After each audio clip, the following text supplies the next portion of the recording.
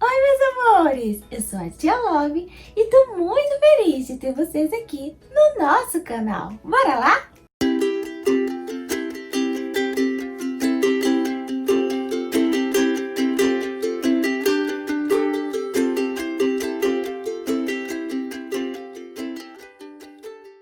Olá, crianças! Que bom que vocês estão aqui para estudarmos juntos sobre a Bíblia. Você sabia que a Bíblia pode ter outros nomes? Ela pode ser chamada de a Palavra de Deus, porque foi o próprio Deus que falou tudo que está escrito aqui. A Bíblia também pode ser chamada de Escrituras, porque foi escrita. A Bíblia é também chamada de Mandamentos, a Lei de Deus. A Bíblia é sagrada porque ela é santa. Isso quer dizer que toda a Bíblia inteiramente é 100% verdade, é 100% perfeita.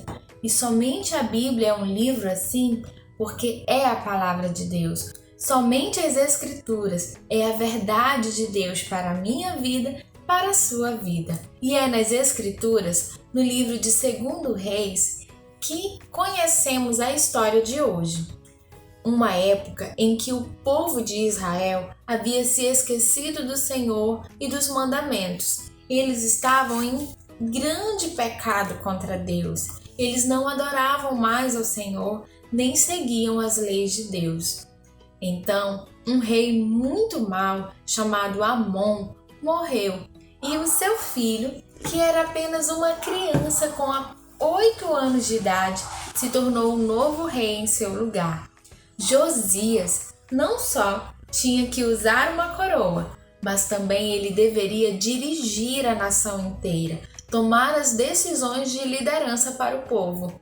Josias, apesar de ser um menino, tinha um coração disposto a amar e a obedecer a Deus. Ele queria de todas as suas forças obedecer à palavra de Deus. Sabia que você, mesmo sendo uma criança, também pode ter um coração assim, disposto a amar e a obedecer ao Senhor, de acordo com a Bíblia, com a lei de Deus?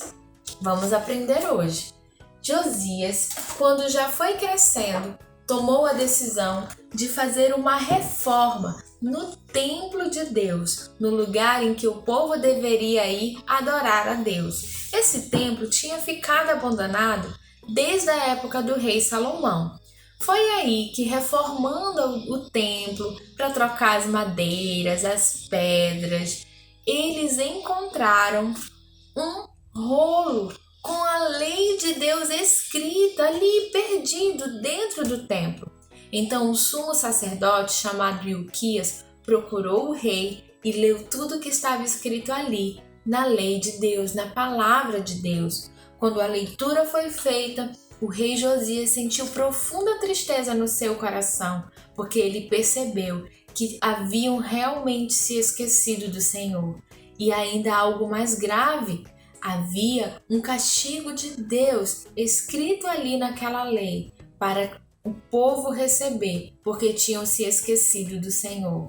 Josias reuniu todas as pessoas do povo, adultos, idosos e até crianças como você, para ouvirem o que dizia a lei de Deus. Quando todos ouviram a leitura da lei de Deus e eles consideraram o pecado que eles haviam cometido contra o Senhor, eles se arrependeram e estavam dispostos a mudar, a servir agora somente ao Senhor. E você? Quando você ouve a palavra de Deus, quando você mesmo lê o que está escrito aqui, você fica com o seu coração disposto a se arrepender dos seus pecados e também a querer servir e seguir toda a verdade de Deus para a sua vida? Isso aconteceu com o povo naquela época. A reforma que estava sendo feita ali com pedras, madeira, agora estava acontecendo também na vida daquelas pessoas, dispostas a largarem os seus pecados e seguir e servir somente ao Senhor. O povo também, naquele tempo, passou a celebrar a verdadeira Páscoa.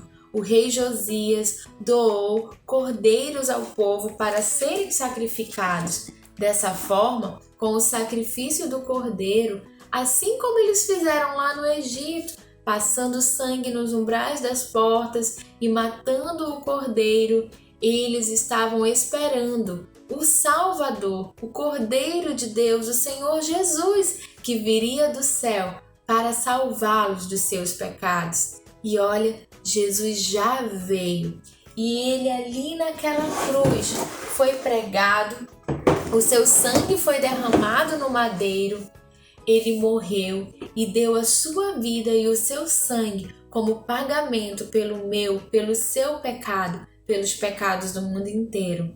Jesus morreu, foi sepultado, mas ao terceiro dia o Salvador ressuscitou. E agora, por causa do que o Senhor Jesus fez, você, podemos ser salvos dos nossos pecados, podemos receber o perdão de Deus, uma nova vida, sermos transformados de pecadores condenados ao inferno em salvos, filhos de Deus e herdeiros da vida eterna no céu. A Bíblia nos diz, no livro de Romanos, capítulo 10, versículo 9, se com a tua boca confessares Jesus como Senhor e em teu coração creres que Deus o ressuscitou dentre os mortos, serás salvo. Se você sabe que precisa ser salvo da sua condição de ser um pecador, assim como eu fui salva um dia, Jesus é o único que pode salvar. Somente as Escrituras podem te mostrar a salvação. E sabe que nome ela nos mostra? O nome de Jesus, o único que pode perdoar os teus pecados. E antes de terminar a nossa aula, eu quero mostrar para vocês alguns números que fazem parte do que podemos aprender sobre a Bíblia.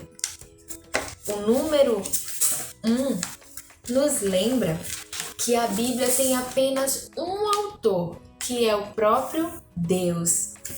O número 40 nos lembra que Deus usou cerca de 40 homens para escreverem a sua palavra. Esses homens foram inspirados por Deus para colocarem ali nos pergaminhos, nas pedras, nos papéis daquele tempo, tudo o que Deus queria falar a nós hoje.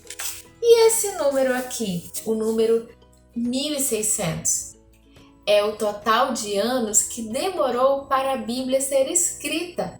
Por isso, somente um Deus eterno podia usar tanto tempo assim para completar a sua palavra.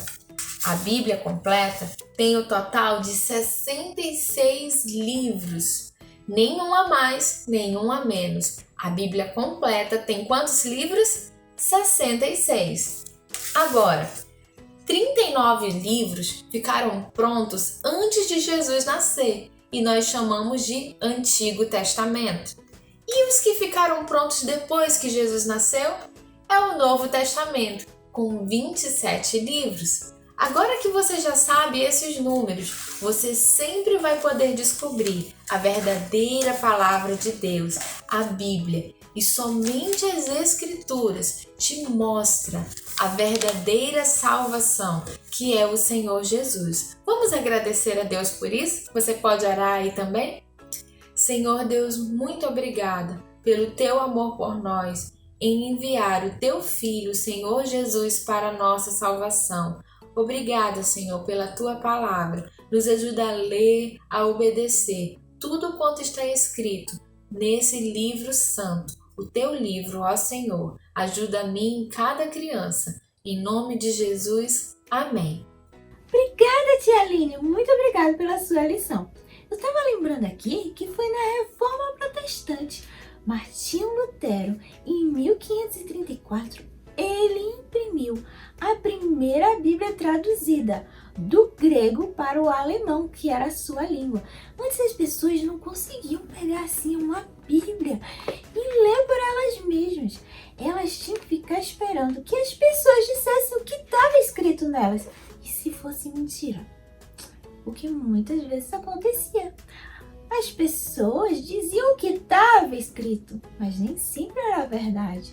Se a tia às vezes lê um texto errado, vocês têm que corrigir, né? Pois é. E aí elas não tinham como saber se estava certo ou errado, porque elas não entendiam de grego. Às vezes as missas eram em latim, ninguém entendia. Ai, Martinho Lutero passou anos fazendo lá a tradução. E aí, em 1534, ele traduziu tudinho e imprimiu. E depois disso, foram traduzindo em outras línguas. Legal, né? Hoje a gente tem um monte de Bíblia. Olha, essa Bíblia aqui, ó, é pequenininha por fora, mas aqui ela tem uma letra maior. Eu ganhei de um pastor da Igreja Batista. Muito obrigada. Gosto de levar em viagem porque ela é menorzinha. Essa aqui, ó, ela é da nossa igreja. Tem o inário aqui atrás. O inário do Novo Cântico. Né que é legal? Essa aqui é uma Bíblia que é legal para os professores que dão aula para as crianças, porque elas têm ensinamentos aqui dentro. Elas ajudam a gente a preparar as lições. E tem Bíblias em outras linguagens. Essa aqui é da Nova Versão Internacional, NVI. E essa é uma Bíblia pequenininha, porque é só o Novo Testamento, que os gideões fazem para distribuir em hotéis, em outros lugares, para ajudar as pessoas a terem a palavra de Deus no bolso. Muito legal, né, a missão deles? Pois é, o importante é lembrar que a Bíblia é a palavra de Deus. Você acredita que a Bíblia é a palavra de Deus? Tem uma musiquinha que fala disso. Rapidinho. Eu na Bíblia creio. Eu na Bíblia creio. Creio que esse Deus ela é revelação. Em Jesus eu creio. Em Jesus eu creio. Creio que ele é o Filho do Supremo Deus. E ele vem? Creio que ele volta. Creio que ele volta. Volta pelos ares para me buscar. Creio que ele volta. Creio que ele volta. Volta pelos ares para me buscar. Amém! A palavra de Deus, ela é maravilhosa. Tem uma musiquinha que diz bem assim: a Bíblia é a palavra de Deus, que livre, incomparável, pois ela é o caminho pros céus, que livre, incomparável. Não tem palavra mais especial. Por isso que é incomparável, porque só ela é a palavra de Deus. Hoje ninguém fala através de profetas, anjos, não. Deus fala direto através da sua palavra. A gente vai ficando por aqui e até a próxima semana, se Deus quiser.